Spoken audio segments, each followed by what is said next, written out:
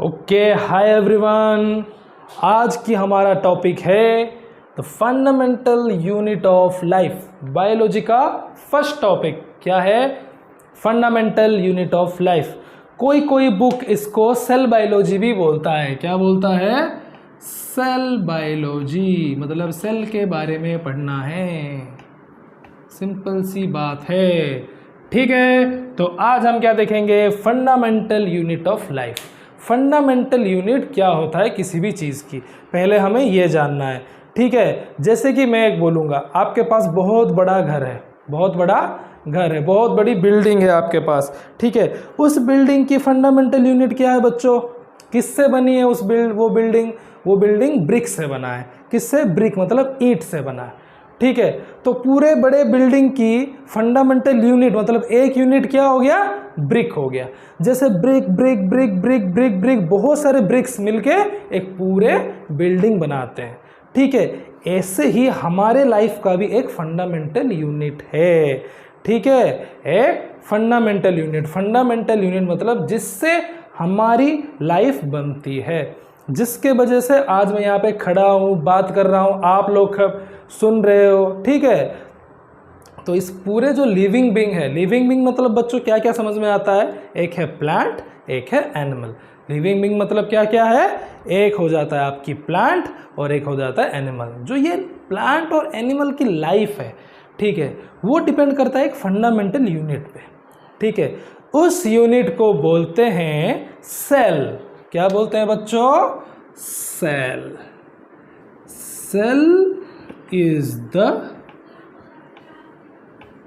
Fundamental unit of life, ठीक है। हाँ, ये है हमारा फंडामेंटल यूनिट ऑफ लाइफ। मतलब हमारी जो बॉडी बनी है पूरे ऊपर से लेके नीचे तक, इस सेल की वजह से ही बनी है, ठीक है। हमारी बॉडी की हर एक पार्ट में छोटे छोटे सेल है, ठीक है। वो सेल क्या है हम आगे देखेंगे, ठीक है। बट ये जान लो, ठीक है, हमारा नहीं, जितने भी लिविंग बीइंग है, मैं, कोई एनिमल हो गया, इवन इफ प्लांट भी हो गया, ठीक है। हाँ, तो इसको क्या बोलते हैं? It is the basic unit और फंडामेंटल यूनिट ऑफ लाइफ। कुछ बच्चे इनको ये समझ में आ जाता है, मैंने बोल दिया यार बहुत छोटे छोटे सेल है, मतलब ये हमारी बॉडी का सबसे स्मॉलेस्ट पार्ट है।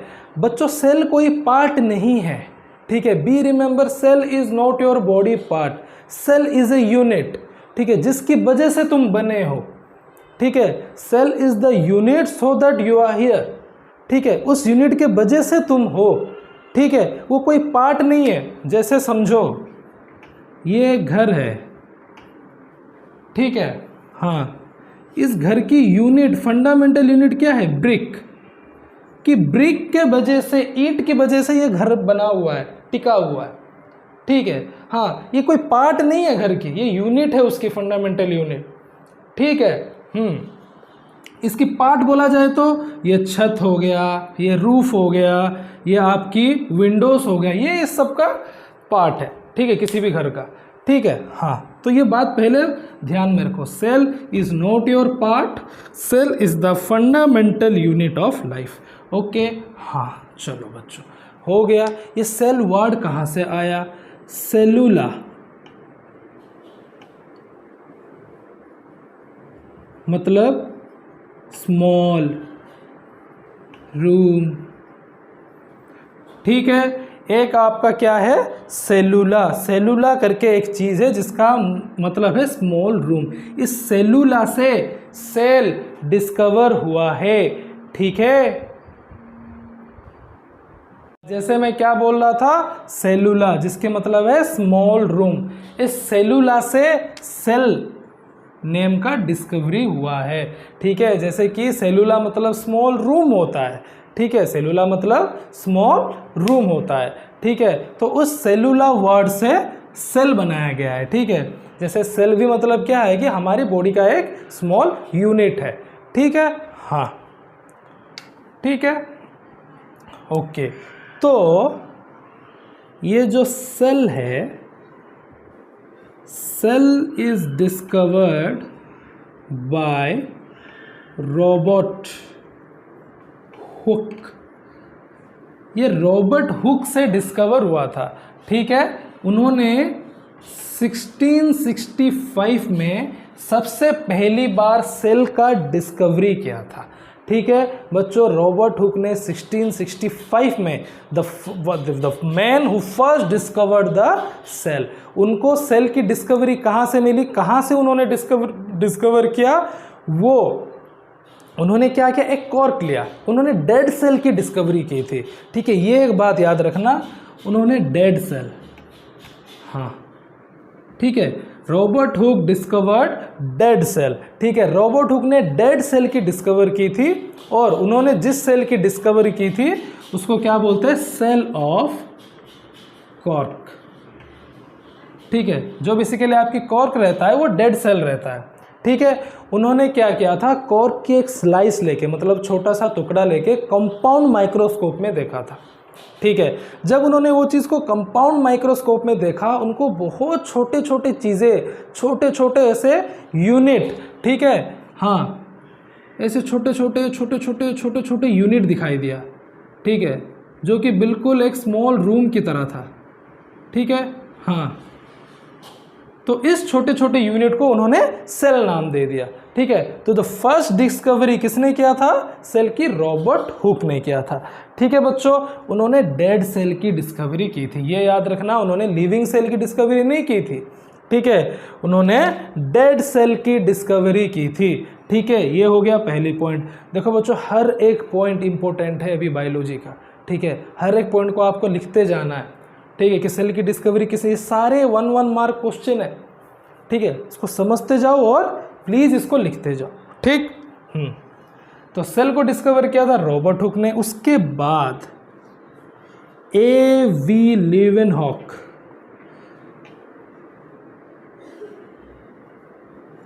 ठीक है, एंटोनी वैन लीवेनहॉक, अगर पूरा नाम आपको जानना है तो उसका नाम क्या है, एंटोनी वैन लीवेनहॉक ने लिविंग सेल की डिस्कवरी की थी। कौन सी सेल की, लिविंग सेल। इन्होंने भी वही सेल को ही डिस्कवर किया, पर इन्होंने लिविंग सेल मतलब जिंदा सेल को डिस्कवर किया था। तो उन्होंने जो सेल को डिस्कवर किया था वो लिविंग सेल था। कौन, A.V. लीवेनहॉक, ठीक है, हाँ A.V. लीवेनहॉक ने लिविंग सेल, मतलब इन्होंने तो डेड सेल को डिस्कवर किया था, कॉर्क वाला, इन्होंने जिंदा सेल को डिस्कवर किया। और इन्होंने जो सेल को डिस्कवर किया था वो था एक एल्गी। वो क्या था बच्चों, एक एल्गी था, ठीक है।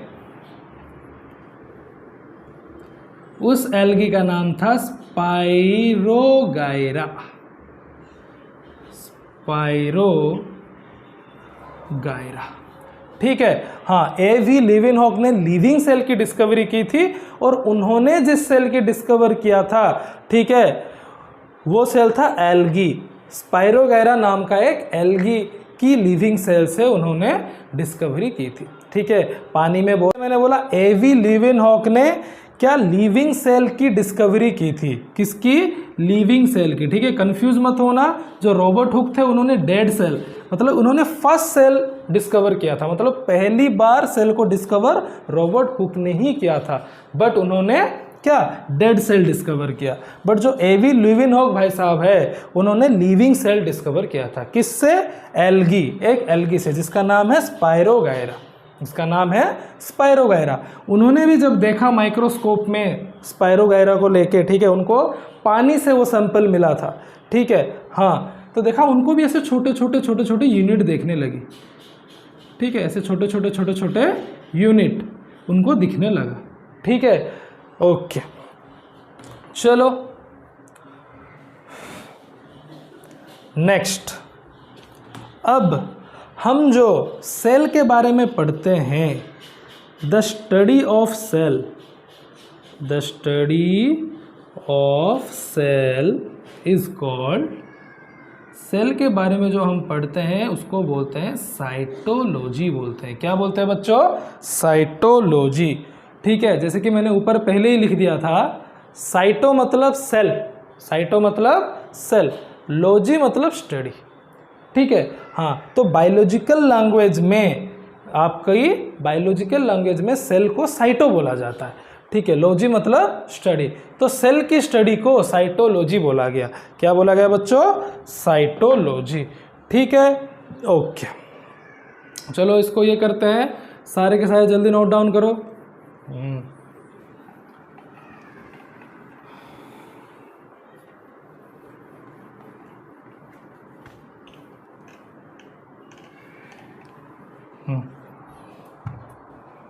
अब देखते हैं हमारी कुछ सेल के बारे में और इन्फॉर्मेशन। जैसे इस दुनिया की सबसे स्मॉलेस्ट सेल, मतलब सबसे स्मॉल सेल, ठीक है, किसको बोला जाता है? माइकोप्लाज्मा। माइकोप्लाज्मा ये एक यूनिसेलुलर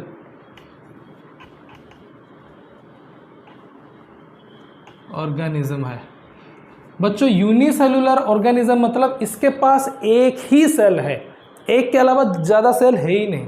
जैसे ह्यूमन बीइंग हो गया, कोई एनिमल हो गया, उसके पास क्या मल्टीपल सेल है, पर इसके पास एक ही सेल है, ठीक है। तो ये दुनिया की सबसे स्मॉल सेल है, ठीक है।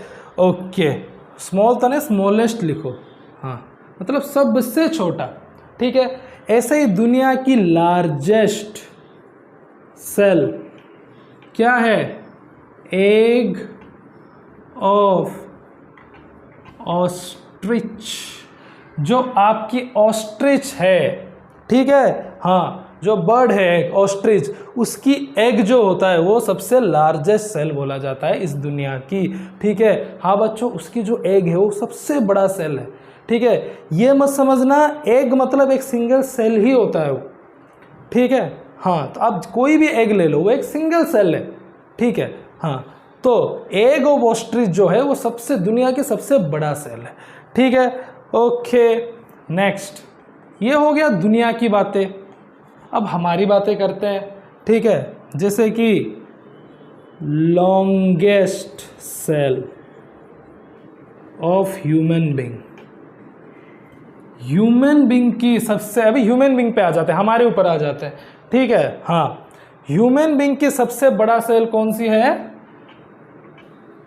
न्यूरॉन सेल, जिसको नर्व सेल ऑफ ब्रेन भी बोला जाता है, ठीक है।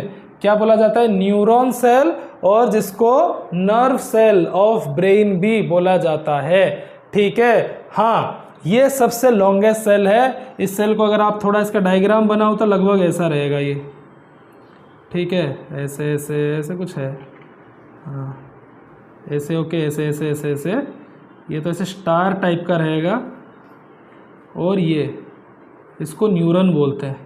ये जो निकला हुआ है ना, इसको क्या बोलते हैं बच्चों? न्यूरॉन बोलते हैं, ठीक है। ये आपका नर्व सेल है। कौन सा सेल? नर्व सेल, ठीक है। हाँ, लगभग ऐसा इसका डायग्राम है, ठीक है। हाँ, तो आपको क्या पता चल गया? लॉन्गेस्ट सेल पता चल गया। ओके, बहुत अच्छे, बहुत अच्छे। हाँ, यह है लॉन्गेस्ट। लॉन्गेस्ट मतलब बड़ा, लॉन्गेस्ट मतलब लंबाई, सबसे लंबाई किसकी ज़्यादा है, ठीक है। तो ये न्यूरॉन सेल, क्या? न्यूरॉन सेल, जिसको हम बोल सकते हैं नर्व सेल ऑफ ब्रेन। ये ब्रेन में होता है बच्चों, दिमाग में होता है। अपनी जो ब्रेन की 90% हमारी न्यूरॉन सेल ही है, ठीक है। हाँ, ओके, नेक्स्ट, लार्जेस्ट सेल। देखो, लॉन्गेस्ट एंड लार्जेस्ट में बहुत फ़र्क है। लॉन्गेस्ट मतलब लंबा, लार्जेस्ट मतलब बड़ा, ठीक है। जैसे कि इंडिया बहुत बड़ा है, इंडिया बहुत बड़ा है, साइज़ में वो बहुत बड़ा है, बट कुतुब मीनार बहुत लंबा है। Qutub Minar is the longest, but India बहुत बड़ा है। बड़ा और लॉन्ग, इसमें बहुत डिफरेंस है, ठीक है। लॉन्ग मतलब जो पूरा ऐसे लंबा होता है, ठीक है, उसको लॉन्गेस्ट बोलते हैं। तो अब लार्जेस्ट की बात बोला जाए तो ये हो जाएगा क्या? ओवम सेल, जो फीमेल में रहता है, फीमेल में पाए जाते हैं, लड़कियों के पास, ठीक है। कौन सा सेल? Ovum cell, ovule. हम जब रिप्रोडक्शन पढ़ेंगे या फिर सेल डिवीजन रिप्रोडक्शन चैप्टर आएगा आपको और अच्छे से समझ में आएगा ओवम सेल क्या होता है। ठीक है, हाँ। ऐसे ही स्मॉलेस्ट सेल, ये ह्यूमन बीइंग की बात चल रहा है, ठीक है, ये लिख देता ऑफ ह्यूमन, हाँ ऑफ ह्यूमन। ये है स्पर्म सेल, ठीक है, ये मेल के पास रहता है, ठीक है, ये मेल में पाया जाता है स्पर्म, उसका सेल सबसे छोटा होता है, और फीमेल के पास है ओवम, ओवम का सेल सबसे बड़ा होता है। चलो बहुत अच्छी बात है, सारे उसको नोट करो। ओके, हाँ चलो इसको मिटाते हैं। ये बच्चों था सेल के बारे में बहुत सारे इम्पोर्टेंट आपके इंफॉर्मेशन, ठीक है। हाँ, अब एक छोटी सी चीज़ देखेंगे, वो छोटी सी चीज़ की नाम है, जैसे मुझे एक घर बनाना है तो मैं क्या करूँगा, पहले ब्रिक लाऊंगा, ब्रिक मतलब ईंट, उसके बाद क्या बनाऊंगा, ईंट जोड़ के रूम, ठीक है। जब पूरे रूम बन जाएगा तो क्या हो जाएगा, वो हाउस हो जाएगा। मतलब पहले मैं ब्रिक से क्या करूँगा, ब्रिक ब्रिक ब्रिक पूरा जोड़ के मुझे रूम बना सकता हूँ, मतलब ब्रिक के बाद क्या आ गया, रूम, ठीक है। जब सारे रूम जुड़ जाएंगे तो क्या बन जाएगा, हाउस बन जाएगा, ठीक है। सेम वे सबसे पहले ह्यूमन बीइंग में आएगा सेल, जैसे सेल सारे मिक्स हो जाएंगे, बहुत सारे सेल एक जगह पे मिक्स हो गए तो वो हो गया टिश्यू, ठीक है। जैसे बहुत सारे टिश्यू मिक्स हो जाएंगे एक ही जगह पे तो वो बन जाएगा ऑर्गन, ठीक है। हाँ, जैसे मैं अब बात करूंगा क्या, मेरी इस पाम के बारे में, इस हैंड के बारे में पूरे, ठीक है। अब देखो इस मेरे हैंड में सबसे स्मॉल यूनिट क्या है, सेल। तो सारे सेल मिलके क्या बनाया, हैंड का टिश्यू बनाया। बहुत सारे सेल एक जगह पे मिल गए तो क्या बन गया, टिश्यू बन गया। सेल अगर जैसे कंबाइन होते गए 1 2 5 6 मिलियंस तो हैंड की टिश्यू बना।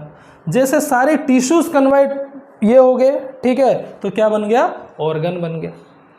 समझ में आ रहा है? जैसे कि पहले इस और एक सिंगल सेल था, जब सेल मिक्स होने लगे, पूरे 1 2 3 4 सेल मिक्स होने लगे तो टिश्यू बना, ठीक है। जैसे कि यहाँ से यहाँ तक एक टिश्यू बन गया, यहाँ से यहाँ तक एक टिश्यू बन गया, यहाँ से यहाँ तक एक टिश्यू बन गया, ठीक है। जब सारे टिश्यू मिक्स हो गए तो हमारा क्या बन गया, ऑर्गन, ठीक है। अब सारे ऑर्गन मिक्स हो जाएंगे तो हम बन जाएंगे ह्यूमन बीइंग, ठीक है। ऐसे हमारी जो बॉडी है उसकी ये हुआ है, कंस्ट्रक्शन हुआ है, ठीक है। पहले सेल जब बहुत सारे सेल एक जगह पे मिक्स हो जाएंगे तो वो बन जाएगा टिश्यू, बहुत सारे टिश्यू मिक्स हो जाएंगे तो बन जाएगा ऑर्गन। क्या बन जाएगा बच्चों, ऑर्गन, हाथ हो, पैर हो, कुछ भी, ठीक, ओके। तो मैं अभी आपको सेल के बारे में बता रहा था, ठीक है, ओके, अच्छी बात है, आप बता रहे थे। तो क्या हुआ, तो सेल इनिशियली आपकी जो सेल है उसको 2 पार्ट किया गया है। एक है एनिमल सेल, एनिमल सेल मतलब इसमें ह्यूमन बीइंग भी आ जाएंगे, कुत्ते बिल्ली भी आ जाएंगे, गाय भी आ जाएगा, ठीक है। जितने भी चल फिर सकते हैं इस दुनिया में सारे एनिमल है, ठीक है। दूसरा है प्लांट सेल, जिस बेचारे के पास तो लाइफ है बट वो हिल ढुल नहीं सकते, एक ही जगह पे झूलते रहेंगे, ठीक है, वो हो गया प्लांट सेल, ठीक है। चलो, तो एक हो गया एनिमल सेल, एक हो गया प्लांट सेल। एनिमल सेल आपकी ओवल टाइप का रहता है, कैसा रहता है बच्चों, oval, round cell. But animal cell थोड़ा सा रेक्टेंगुलर टाइप का रहता है, कैसे, रेक्टेंगुलर, ठीक है। हाँ, तो अभी हम क्या डिस्कस करेंगे, मैं एक आपको एनिमल सेल की फुल डायग्राम बताऊंगा और उस एनिमल सेल में क्या क्या है वो भी बताऊंगा, ठीक है। सारे पार्ट्स के बारे में बहुत शॉर्टली डिस्कस करेंगे, ठीक है, क्योंकि हमें एक एक पार्ट को ना जब हम चैप्टर पढ़ते जाएंगे तो पूरे की पूरा पढ़ना ही है।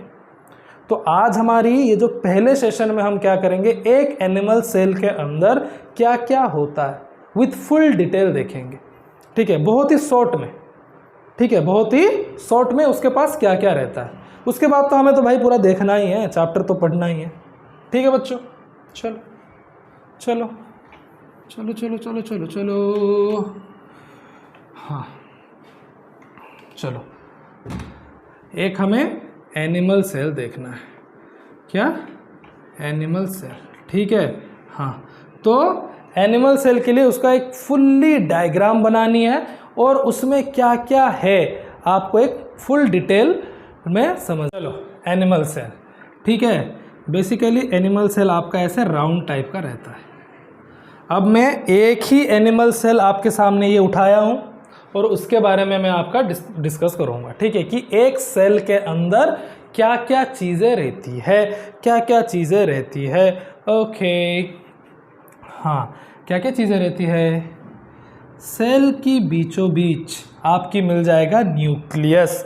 क्या मिलेगा? एक बढ़िया चीज़ होता है न्यूक्लियस। कहाँ पे? चलो, न्यूक्लियस तो बहुत आगे बढ़ गया, मैं आराम से डिस्कस करते हैं। देखो बच्चों, कोई भी सेल होता है ना, ठीक है, उस सेल को प्रोटेक्शन चाहिए होता है। जैसे हम ह्यूमन बींग है, हमारे बॉडी को भी क्या चाहिए? प्रोटेक्शन चाहिए। हम कैसे प्रोटेक्ट करते हैं अपने आप को? हैं, हम ड्रेस पहन लेते हैं, पैंट पहन लेते हैं। ठीक है, अगर ठंड आ गया तो हम चादर ओढ़ लेते हैं, ये हम प्रोटेक्शन करते हैं। हमारा स्किन है, हमें प्रोटेक्ट कर लेता है। ऐसे बिना सेल को भी एक प्रोटेक्शन चाहिए। इसलिए सेल की जो आउटर पार्ट ना, आउटर पार्ट में एक मेम्ब्रेन है। क्या है बच्चों? मेम्ब्रेन। मेम्ब्रेन मतलब जो सेल को प्रोटेक्ट करता है। ठीक है, जो सेल को क्या करता है? प्रोटेक्ट करता है। ठीक है, हाँ, इनिशियली आप इतना जानो कि सेल की जो आप पूरे राउंड, जैसे सेल ऐसा है तो इस पूरे सेल के चारों ओर एक प्रोटेक्टिव मेम्ब्रेन है। ठीक है, हाँ, जो सेल को क्या करता है? प्रोटेक्ट करता है फ्रॉम आउटर इन्वायरमेंट। ठीक है, जैसे हम हमारी बॉडी को प्रोटेक्ट करते हैं फ्रॉम आउटर इन्वायरमेंट, ठीक है, ऐसे ही ये जो मेम्ब्रेन है वो सेल को प्रोटेक्ट करता है फ्रॉम आउटर इन्वायरमेंट। इसको बोलते हैं प्लाज्मा मेम्ब्रेन। क्या बोलते हैं? Plasma membrane. और कोई कोई तो इसको सेल मेम्ब्रेन भी बोलते हैं। दोनों में से कुछ भी बोल दो, कोई प्रॉब्लम नहीं होगी। ठीक है, तो आपकी सेल की जो ऐसे आउटर पार्ट में जो मेम्ब्रेन है, मेम्ब्रेन मतलब जो चीज़ सेल को प्रोटेक्ट कर सकता है। ठीक है, हाँ, उसको क्या बोलते हैं? Plasma membrane. ठीक है, membrane is nothing but A covering. जैसे आप बुक में कवर चढ़ाते हो ना कि बुक खराब ना हो जाए, ऐसे ही सेल खराब ना हो जाए, इसलिए उसके चारों तरफ एक प्रोटेक्टिव मेम्ब्रेन है जिसको बच्चों सेल मेम्ब्रेन बोलते हैं। इसका काम है सेल को प्रोटेक्ट करना फ्रॉम आउटर इन्वायरमेंट। ठीक है, इसका बेसिक काम है सेल को प्रोटेक्ट करना फ्रॉम आउटर इन्वायरमेंट। ठीक है, इसकी पूरी बातें हम डिटेल में पढ़ेंगे। ठीक है, बट अभी इनिशियली जान लो क्या क्या काम है। ठीक है, उसकी बहुत सारे, इसके अलावा भी बहुत सारे काम है। ठीक है, जो हम बाद में पढ़ेंगे। अभी एक मैं सेल की स्ट्रक्चर बना के आपको जो जो सेल के अंदर है उसके बारे में मैं बताने जा रहा हूँ। ठीक है, इस प्लाज्मा मेम्ब्रेन के अंदर जो जो चीज़ आपको मिलेगा, इस प्लाज्मा मेम्ब्रेन के अंदर जो जो चीज़ आपको मिलेगा, ठीक है, उसको हम बोलेंगे सेल ऑर्गेनेल्स। Cell organelles. ठीक है, इस प्लाज्मा मेम्ब्रेन के अंदर, जैसे कि सेल की कवरिंग हो गया, जब सेल की कवरिंग के अंदर आप घुसोगे, ठीक है, आपको जो जो चीज़ मिलेगा उसको बोलेंगे हम सेल ऑर्गेनेल्स बोलेंगे। ठीक है, सेल की पार्ट समझ लो, सेल की एक एक पार्ट। ठीक है, तो देखो सेल कितना छोटा यूनिट और उसके अंदर भी कितने सारे पार्ट्स। ठीक है, हाँ, बहुत बढ़िया बात है ना। चलो, सेल ऑर्गेनेल्स। उस सेल ऑर्गेनेल्स में सबसे पहले हम देखेंगे एक माइटोकॉन्ड्रिया। क्या? माइटोकॉन्ड्रिया। ठीक है, एक सेल ऑर्गेनेल का नाम क्या है बच्चों? माइटोकॉन्ड्रिया, जो ऐसे रहता है। आप बस समझो कि दिखने में कैसे दिख रहा है, ठीक है, और उसका काम क्या है, ठीक है, बस इतना समझो आज, ठीक है। हाँ, ये जो बच्चों माइटोकॉन्ड्रिया है ना, ठीक है, इसका काम है जैसे सेल को एनर्जी देना। सेल को क्या देना?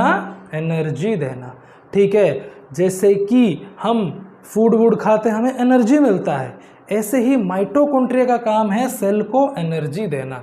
अगर वो एनर्जी नहीं देगा तो ये सारे सेल थक जाएंगे, अगर सेल थक गए तो टिश्यूज थक जाएंगे, टिश्यूज थक गए तो हम थक जाएंगे, क्योंकि हमारे ऑर्गन्स फिर चलना फिरना बंद हो जाएगा। तो ये हमारे अंदर इस चारों तरफ जो सेल है, ठीक है, उस सेल को, ठीक है, कौन एनर्जी देता है? माइटोकॉन्ड्रिया, ठीक है, इसका काम है एनर्जी प्रोवाइड करना, ठीक है। इस माइटोकॉन्ड्रिया में हमारा क्या बनता है? एनर्जी बनता है सेल के लिए, ठीक है। सेल के लिए क्या बनता है बच्चों? एनर्जी बनता है। इसलिए माइटोकॉन्ड्रिया को power house of the cell बोलते हैं। क्या बोलते हैं बच्चों? Power house of the cell, क्योंकि जो सेल के लिए जो पावर और एनर्जी चाहिए वो माइटोकॉन्ड्रिया बनाता है। वो कौन बनाता है? माइटोकॉन्ड्रिया बनाता है, ठीक है। चलो, बहुत अच्छी बात है। देन ये सेल के बीचों बीच, ठीक है, एक ऑर्गेनेल्स है जिसको बोलते हैं न्यूक्लियस बोलते हैं, ठीक है, न्यूक्लियस। जो सेल के पूरे सेंटर में एक ऑर्गेनेल्स है जिसको क्या बोलते हैं? न्यूक्लियस। इस न्यूक्लियस का काम क्या है? ठीक है, इस न्यूक्लियस की कैसे रहता है पता है? ये पूरा राउंड शेप में रहता है। कैसे रहता है? राउंड शेप में रहता है, ठीक है। और इस राउंड शेप का काम क्या है? जेनेटिक, क्या? जो आपकी जेनेटिक सेंस है उसको आगे बढ़ाना, ठीक है। जैसे कि सबकी जो जीन्स है उसको आगे बढ़ाना। जीन मतलब कैरेक्टर को आगे बढ़ाना, ठीक है। जैसे कि कैरेक्टर डिसाइड होता है ना, कौन लंबा होगा, कौन छोटा होगा, कौन क्या होगा, ऐसे ही इस सेल की कैरेक्टर को ये डिसाइड करेगा और आगे बढ़ाता जाएगा। कौन? न्यूक्लियस। कौन? न्यूक्लियस, ठीक है। तो ये जेनेटिक कैरेक्टर को होल्ड करके रखता है। किसको? जेनेटिक कैरेक्टर को। कौन? न्यूक्लियस। ये राउंड शेप का रहता है, ठीक है। हाँ, ये किस शेप का रहता है बच्चों? राउंड शेप का रहता है। इसकी काम है जेनेटिक कैरेक्टर को होल्ड करके रखना और आगे बढ़ाते जाना, आगे बढ़ाते जाना। जैसे मेरे से मेरे बच्चे, मेरे बच्चे से उसके बच्चे, ऐसे। जैसे आपके पापा का कैरेक्टर आपके पास आएगा, आपका कैरेक्टर आपके बच्चे के पास जाएगा। वो कैरेक्टर ट्रांसफर का काम कौन करेगा? ये न्यूक्लियस भाई साहब। कैसे करेंगे वो हम पढ़ेंगे आगे, ठीक है। ओके, अब ये न्यूक्लियस के आसपास, ये न्यूक्लियस के आसपास ना एक बहुत बढ़िया चीज़ होता है, ऐसे ऐसे।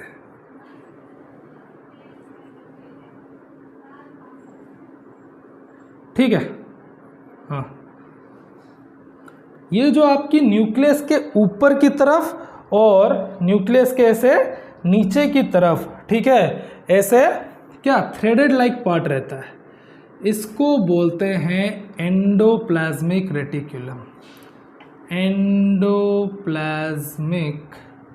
रेटिकुलम, हाँ, ठीक है। जो न्यूक्लियस के जस्ट आसपास, मतलब जस्ट पास पास क्या एक थ्रेडेड लाइक ऐसे ऐसे ऐसे ऐसे जैसे घुमराली बाल नहीं होता है, ऐसे स्ट्रक्चर आपको मिल जाएगा, जिसको हम क्या बोलेंगे?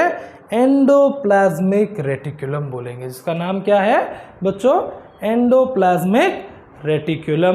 मैं क्या बता रहा? एंडोप्लाज्मिक रेटिकुलम रहता है, ठीक है। जस्ट ये न्यूक्लियस के आसपास ऐसे थ्रेडेड लाइक स्ट्रक्चर में, ठीक है। इसकी मेन सा काम है प्रोटीन सिंथेसिस करना, मतलब अपने बॉडी में प्रोटीन सिंथेसिस, मतलब प्रोटीन को बनाना और मेटाबॉलिज्म का ख्याल रखना। मेटाबॉलिज्म मतलब हर चीज़ हर तरह से होना चाहिए, डाइजेशन होना चाहिए, हर कुछ खाना पीना, मतलब ध्यान रखना है इस सेल का, ठीक है, कि इस सेल के अंदर हर चीज़ हो रहा है, हो पा रहा है या नहीं हो पा रहा है। ठीक है, ये काम है एंडोप्लाज्मिक रेटिकुलम।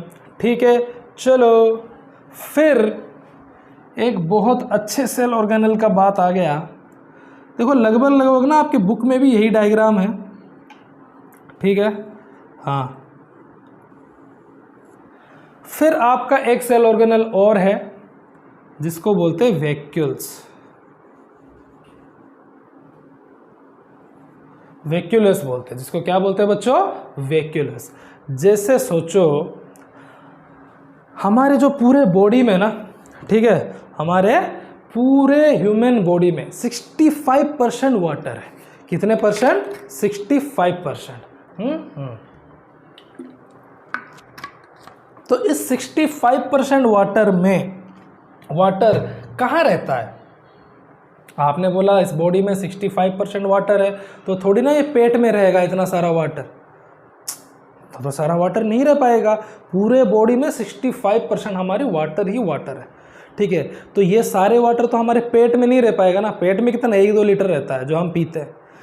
तो इस वाटर को ना सेल की एक ऑर्गेनल स्टोर करके रखता है, उसको बोलते हैं वैक्यूलस बोलते हैं। क्या बोलते हैं? वैक्यूलस। वैक्यूलस का काम क्या है? सेल के अंदर जितने भी वाटर है उसको स्टोर करके रखना। उसको क्या करके रखना? स्टोर करके रखना। ठीक है, हाँ, वो स्टोर करके रखेगा तो जब ज़रूरत हो तब काम आएगी। ठीक है, हाँ, वो क्या करता है? वाटर को स्टोर करके रखता है। कौन? वैक्यूलस। कौन? वैक्यूलस। ठीक है, फिर लगभग लगभग यहाँ पे एक आपको चीज़ मिलेगा राउंड शेप में, जिसको बोलते हैं लाइसोसोम। क्या बोलते हैं बच्चों? लाइसोसोम बोलते हैं। क्या बोलते हैं? लाइसोसोम। लाइसोसोम का काम क्या है कि सेल के अंदर कुछ भी बैक्टीरिया हो, कुछ भी अननेसेसरी चीज़ें हो, उसको मारना। मतलब सेल को किसी भी बैक्टीरिया से बचाना, सो दैट कि सेल खराब ना हो। ठीक है, दैट मीन्स सेल के अंदर जितने भी बैक्टीरिया होंगे ना, लाइसोसोम उसको ख़त्म कर देगा। मतलब सिंपल सी बात है भाई, सेल के अंदर अगर बैक्टीरिया घुसी तो लाइसोसोम उसको करेगा ख़त्म। मतलब सिंपल सी बात है, सेल के अंदर घुसना मतलब सुइसाइड करना बैक्टीरिया का। क्यों? क्योंकि लाइसोसोम में उसको ख़त्म कर देगा।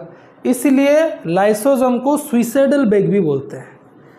हाँ, सुइसाइडल बैग।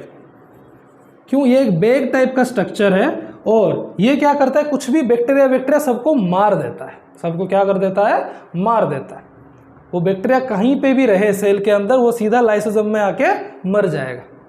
ठीक है, हाँ, ये इंपॉर्टेंट फंक्शन है किसकी? लाइसोसोम की। किसकी? लाइसोसोम की।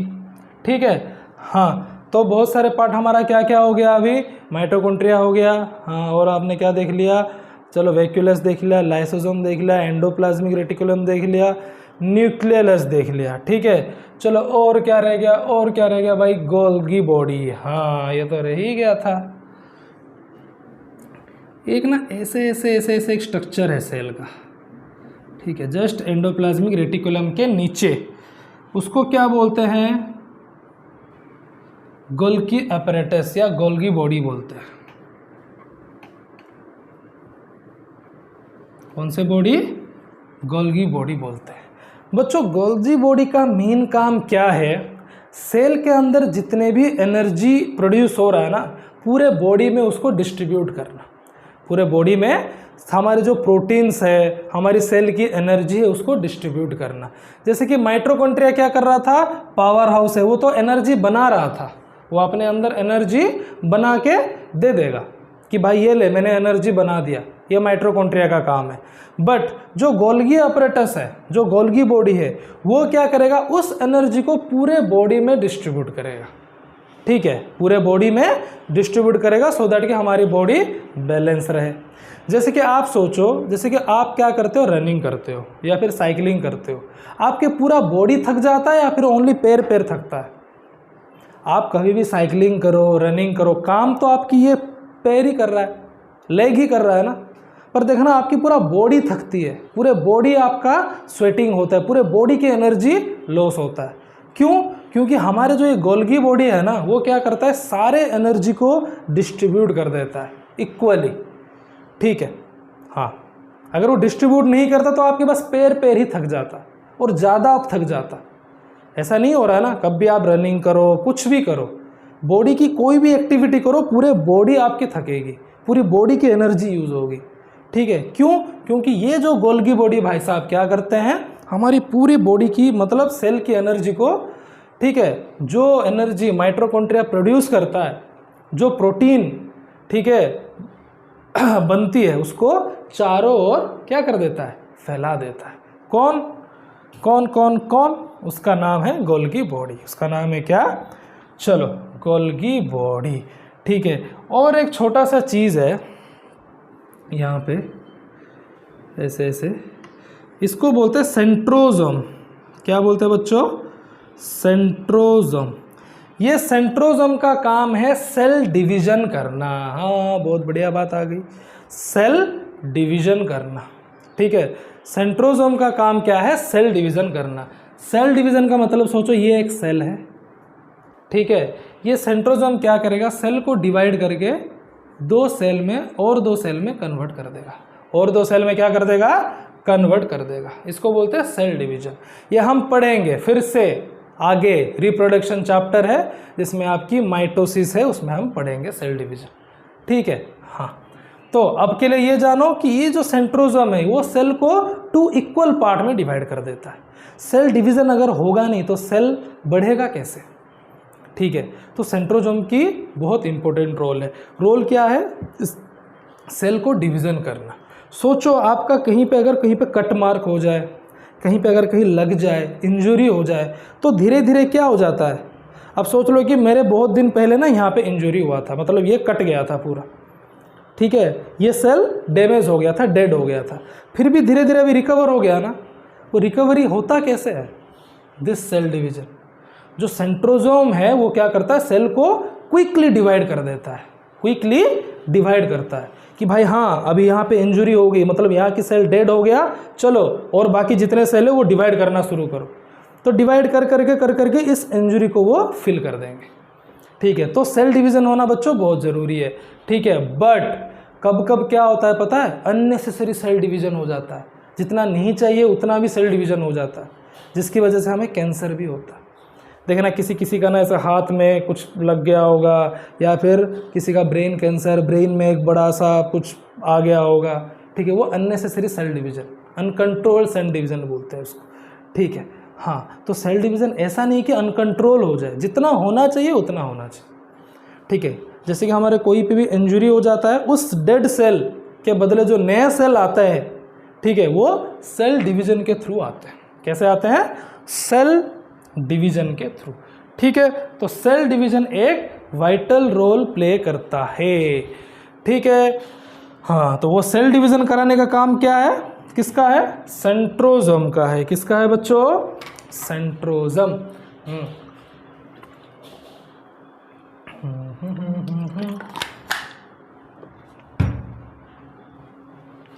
अब ये सेल के अंदर ना पूरे लिक्विड भरा हुआ है, पूरे क्या भरा हुआ है? लिक्विड।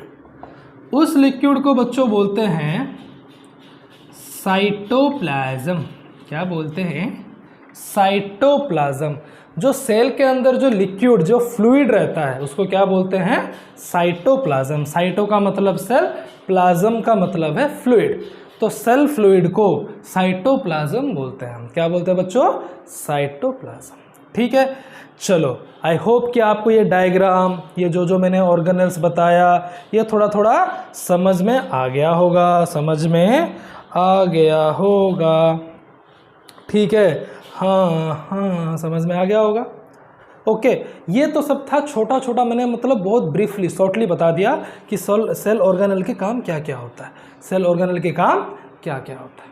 ठीक है, अब इसको हम ब्रीफली भी पढ़ेंगे धीरे धीरे इस चैप्टर के अंदर।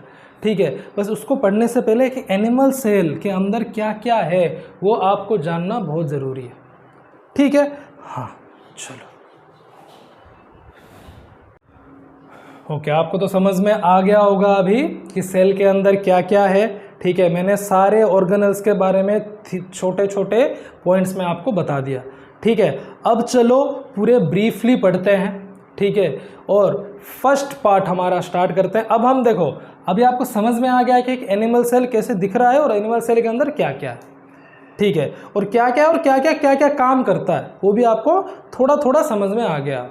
ठीक है, तो आप इसको एक जगह पे लिख भी लोगे तब भी कोई प्रॉब्लम नहीं है। ठीक है, शॉर्टली एक चीज़ को याद होना ज़रूरी है कि भाई लाइसोसोम क्या करता है, भाई आपकी माइटोकॉन्ड्रिया का क्या काम है, भाई प्लाज्मा मेम्ब्रेन का एक बेसिक काम पता होना चाहिए। ठीक है, अब चलो इस सारे सेल ऑर्गेनल और सेल के जो पार्ट्स था, सेल की मेम्ब्रेन से स्टार्ट करके सेल की ऑर्गेनल्स तक जो हमने अभी छोटे धीरे धीरे देखा, उसको ब्रीफली पढ़ते हैं। ठीक है, हाँ, तो सबसे पहले हमारा क्या आएगा, प्लाज्मा मेम्ब्रेन। क्या बच्चों, प्लाज्मा मेम्ब्रेन। ठीक है, जैसे कि मैंने पहले ही बताया था, किसी भी प्लांट सेल और किसी भी एनिमल सेल को जो प्रोटेक्ट करने के लिए उसकी आउटर साइड में जो मेम्ब्रेन लगा हुआ है उसको प्लाज्मा मेम्ब्रेन बोलते हैं। हाँ, किसी भी प्लांट सेल जैसे ऐसे, किसी भी एनिमल सेल जैसे ऐसे, इसको प्रोटेक्ट करने के लिए जो मेम्ब्रेन लगा हुआ है उसको प्लाज्मा मेम्ब्रेन बोलते हैं। ठीक है, ओके ओके। सो अब क्या पढ़ेंगे, जो प्लाज्मा मेम्ब्रेन है, first point, plasma membrane present both plant and animal cell। ये both plant and animal cell दोनों में दिखाई देता है। कौन, प्लाज्मा मेम्ब्रेन। ठीक है, हाँ, दोनों में सेम ही काम करता है। उसका काम क्या है बच्चों, कि आपकी सेल को प्रोटेक्ट करना। ठीक है, it protect the cell from outer environment. ठीक है, सेल को किसी भी आउटर इन्वायरमेंट से प्रोटेक्शन करने का काम ये करता है। ठीक है, हाँ, दोनों में, प्लांट में भी एनिमल में भी। ठीक है, तो एनिमल सेल में इस प्लाज्मा मेम्ब्रेन को सेल मेम्ब्रेन भी बोला जाता है। ठीक है, हाँ, इसको एनिमल सेल में, ठीक है, ब्रैकेट के अंदर लिख दो cell membrane in animal cell. हाँ, ठीक है, ओके। और इसका काम क्या है और क्या है इसकी नेचर, और क्या देखेंगे। हाँ, इन एनिमल सेल में इट इज कॉल्ड, किसको, जो आपकी प्लाज्मा मेम्ब्रेन को क्या बोला जाता है, सिलेक्टिवली परमिएबल मेम्ब्रेन। अब ये क्यों, क्योंकि जो एनिमल सेल के अंदर, अब सेल को क्या चाहिए बच्चों, खाना चाहिए, न्यूट्रिशन चाहिए। ठीक है, जैसे हमें क्या चाहिए, जीने के लिए खाना चाहिए। ठीक है, हमें क्या चाहिए, ऑक्सीजन गैस चाहिए, सो दैट कि हम रेस्पिरेशन कर सके, एनर्जी प्रोड्यूस कर सके हमारे बॉडी में। ठीक है, तो सेल को भी तो वो सब चीज़ चाहिए, न्यूट्रिशन चाहिए, उसको भी ऑक्सीजन चाहिए। ठीक है, हाँ, तो हम जो जो काम करते हैं ना, हमारे सेल भी सेम वही काम करता है। ठीक है, हम जैसे कि ऑक्सीजन लिया, कार्बन डाइऑक्साइड छोड़ दिया, सेल भी वही करेगा, ऑक्सीजन को अपने तरफ लेगा और कार्बन डाइऑक्साइड को छोड़ेगा। ठीक है, हाँ, और जितना न्यूट्रिएंट्स, ठीक है, कुछ भी प्रोटीन हो गया, कुछ भी उसके अंदर आना चाहिए सेल के अंदर। ठीक है। सो जितने भी न्यूट्रिएंट्स, मतलब खाने पीने की चीज़ें, जो गैस, बेसिकली ऑक्सीजन, ठीक है, O2, ठीक है, एक है न्यूट्रिशन और एक है गैस, इस मेम्ब्रेन के थ्रू सेल के अंदर जाता है। किस मेम्ब्रेन के थ्रू? प्लाज्मा मेम्ब्रेन के थ्रू, ठीक है। किसके थ्रू? प्लाज्मा मेम्ब्रेन के थ्रू। अभी एनिमल सेल की बात कर रहा हूँ, ध्यान से सुनना, ठीक है। सो एनिमल सेल में जितने भी न्यूट्रिएंट्स और गैस इस प्लाज्मा मेम्ब्रेन के थ्रू, ठीक है, कहाँ पे जाता है? आपकी सेल के अंदर जाता है, ठीक है, और सेल को एनर्जी देता है। ओके, अब न्यूट्रिएंट्स में जो जो चीज़ें उसको चाहिए वो ही जाएगा। गैस में ना जो जो गैस उसको चाहिए, जैसे ऑक्सीजन चाहिए तो ऑक्सीजन ही जाएगा, दूसरा कुछ नहीं जाएगा, ठीक है, सेल मेम्ब्रेन और एनिमल प्लाज्मा मेम्ब्रेन के अंदर, ठीक है। इसलिए उसको सिलेक्टिवली परमेएबल मेम्ब्रेन बोला जाता है। सिलेक्ट करके भेजेगा, जो जो न्यूट्रिएंट्स चाहिए उसको भेजेगा, जो गैस चाहिए उसको भेज देगा, और बाकी किसी को अंदर जाने नहीं देगा, ठीक है। That's why is called selectively permeable membrane. So in animal cell it is called selectively permeable membrane because it allows, ये किसको अलाउ करता है? Specific gas and nutrients inside the cell. Specific मतलब जो चाहिए उसको ही अलाउ करेगा, बाकी किसी को आने नहीं देगा, ठीक है। बोलेगा भाई साहब जाओ, ठीक, हाँ। इसीलिए इसको सिलेक्टिवली परमिएबल मेम्ब्रेन बोला जाता है। किसमें? एनिमल सेल में। बच्चों ये याद रखना, ये सब पॉइंट ही आपको एग्जाम में लिखनी है अगर आपको पूछा जाए प्लाज्मा मेम्ब्रेन के बारे में। किसके बारे में बच्चों? प्लाज्मा मेम्ब्रेन के बारे में, ठीक है, हाँ। नेक्स्ट, चलो इतना लिखो। अब हम डिटेल में पढ़ रहे हैं, ठीक है, डिटेल इसका क्या क्या काम है, ओके, हाँ।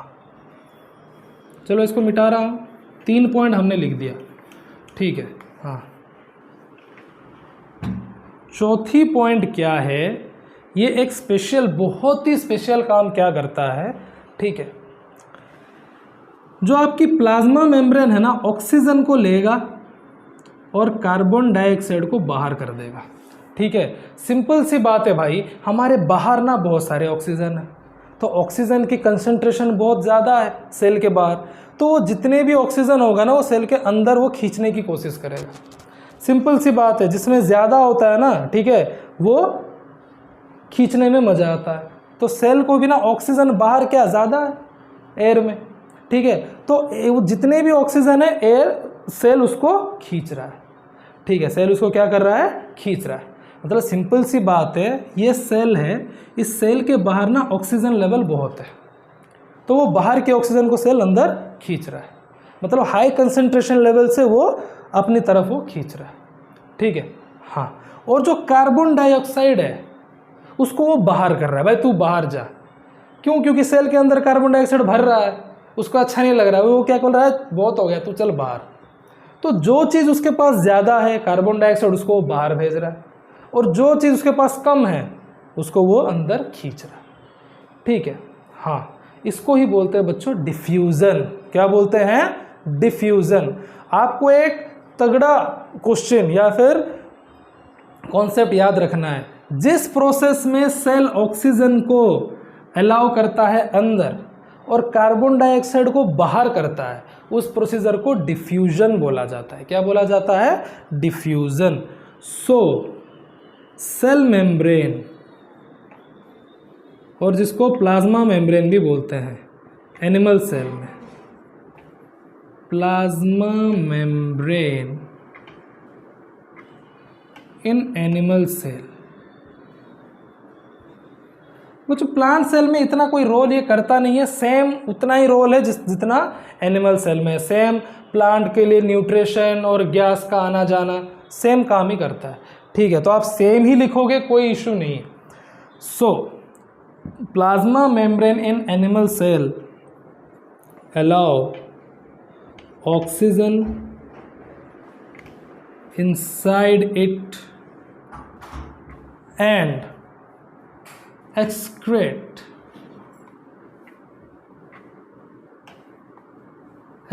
मतलब निकाल फेंकना कार्बन डाइऑक्साइड बाय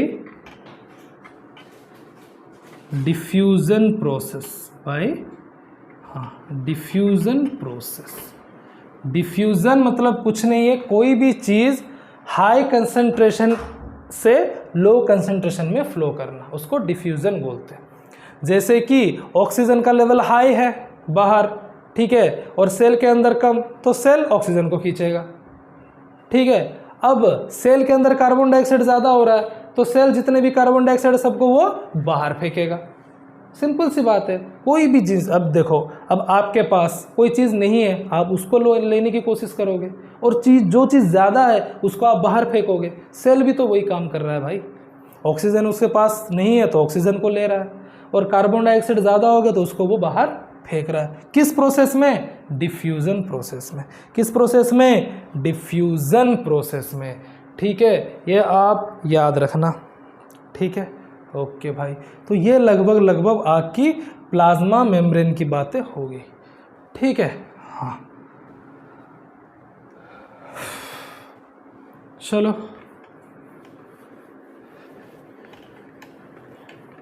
तो प्लाज्मा मेम्ब्रेन हो गया। हाँ, तो बच्चों मैं सेशन तो ख़त्म कर देता, बट प्रॉब्लम क्या है ना, अगर एक बार हमने प्लाज्मा मेम्ब्रेन पढ़ लिया तो सेल वॉल भी पढ़ लेनी चाहिए। हाँ, ठीक है। अब पढ़ते हैं सेल वॉल। सेल वॉल ये ओनली प्लांट्स में रहता है। हाँ, अब प्लांट में ना चक्कर कुछ अलग है। आपको एनिमल सेल देखा, एनिमल सेल में एक ही मेम्ब्रेन है, उसको प्लाज्मा मेम्ब्रेन भी बोलते हैं, सेल मेम्ब्रेन बोलते हैं। प्लांट सेल में बच्चों ऐसा नहीं है। ये प्लांट सेल को ना डबल मेम्ब्रेन चाहिए, ठीक है। हाँ, कितने मेम्ब्रेन? Double membrane. सोचो, ये एक मेम्ब्रेन ये हो गया, दूसरा मेम्ब्रेन ये ऊपर वाला हो गया। जो अंदर वाले मेम्ब्रेन को प्लाज्मा मेम्ब्रेन बोलते हैं प्लांट सेल में, ठीक है। हाँ, और ऊपर वाले मेम्ब्रेन को सेल वॉल बोलते हैं। तो प्लाज्मा मेम्ब्रेन के बारे में तो हमने अभी पढ़ लिया, जो प्लांट और एनिमल का लगभग सेम ही है, ठीक है, कोई अलग से पढ़ने की ज़रूरत नहीं है। तो अब हम पढ़ेंगे सेल वॉल, ठीक है। तो बच्चों ऐसा क्यों है कि आपको जो ट्रीज में, मतलब जो प्लांट्स है उसमें सेल वॉल चाहिए, ठीक है। अब देखो, आप कभी दुकान गए हो ना, आप कभी आलू प्याज खरीदे होंगे दुकान से, ठीक है।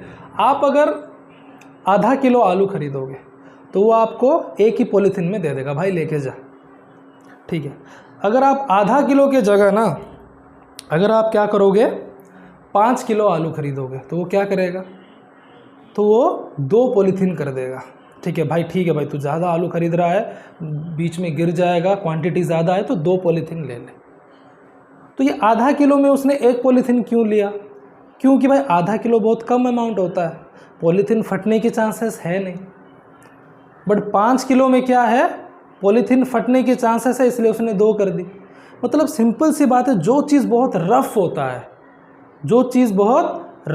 है, बहुत टाइट होता है, उसको ज़्यादा प्रोटेक्शन की ज़रूरत होती है। जैसे हमारी प्लांट हमारी वो 5 किलो आलू के बराबर है, जो ज़्यादा टाइट है, ज़्यादा रफ है, ठीक है।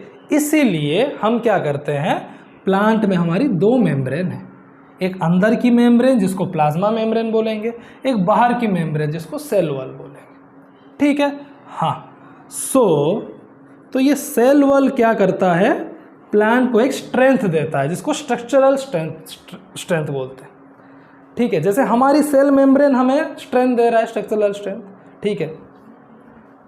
ऐसे जो प्लांट की स्ट्रक्चरल स्ट्रेंथ कौन देता है, सेल वॉल। तो cell wall gives structural strength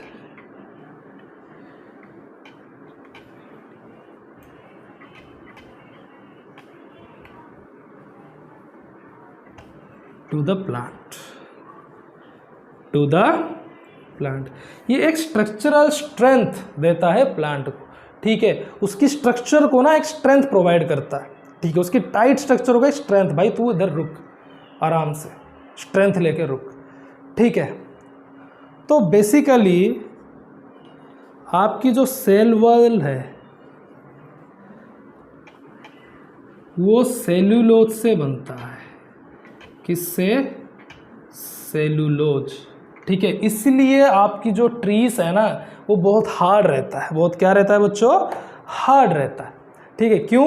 वो किससे बनी हुई है? सेल्यूलोज। तो cell wall made up of cellulose, ठीक है। तो सेल्यूलोज एक टाइप की कार्बोहाइड्रेट है जो बहुत स्ट्रॉन्ग कार्बोहाइड्रेट माना जाता है, ठीक है। तो वो प्लांट को क्या करता है? बहुत स्ट्रॉन्ग रखता है, ठीक है। हाँ, तो जो सेल वॉल है वो किससे मेड है? सेल्यूलोज से। Cellulose is nothing but A carbohydrate, वो एक टाइप की कार्बोहाइड्रेट है, ठीक है। हाँ, तो ये सेल वॉल की वजह से ही प्लांट बहुत मजबूत रहता है, और प्लांट से बनाया हुआ कोई भी चीज़ बहुत हार्ड रहता है। जैसे कि आप कुछ भी बनाओ, जैसे हमारी प्लांट से बन जाती है आपकी क्या? चेयर्स बन जाती है, जैसे आपकी हाँ, और क्या क्या बनता है? सोने के लिए बेड बनती है, वो सारे कितने हार्ड रहता है। क्यों? क्योंकि प्लांट की सेल वॉल बहुत मजबूत है। Why? Because it is made up of cellulose, ठीक है। हाँ, तो सेल वॉल हो गया, give the structural strength and made up of cellulose, ठीक है। Cell wall is very hard as compared to membrane.